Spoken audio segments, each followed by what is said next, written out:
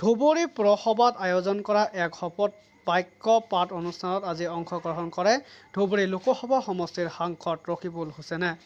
ধুবুৰী পৌৰসভাকে ধৰি জিলাখনৰ অন্যান্য পৌৰসভাৰ সদস্য হিচাপে আজি শপত গ্ৰহণ কৰে সাংসদ ৰকিবুল হুছেইনে।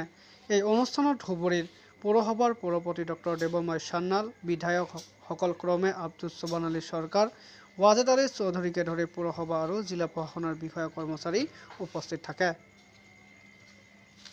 আজি আপোনালোকে জানে যে লোকসভা চলি আছে, তাৰ মাজতে কেৱল সাংবিধানিক এক ব্যৱস্থা আছে যে মই যেহেতু সংসদ হলো, গতিকে সাংবিধানিক এটা ব্যৱস্থা আছে যে সংসদ এৰিয়াৰ যিখিনি মিউনিচিপালিটি আছে, সেই মিউনিচিপালিটি বিলাকৰ এজন সদস্য হিচাপে এক্স অফিচিয়েল মেম্বাৰ হিচাপে আনুষ্ঠানিকভাৱে শপত গ্ৰহণ কৰিব লাগে।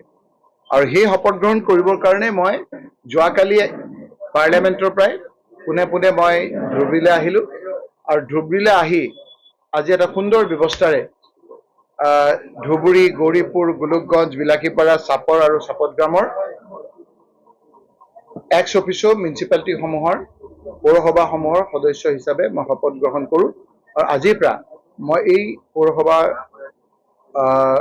পৌৰসভাসমূহৰ মই এজন সদস্য হিচাপে আনুষ্ঠানিকভাৱে আজি স্বীকৃতি পালোঁ।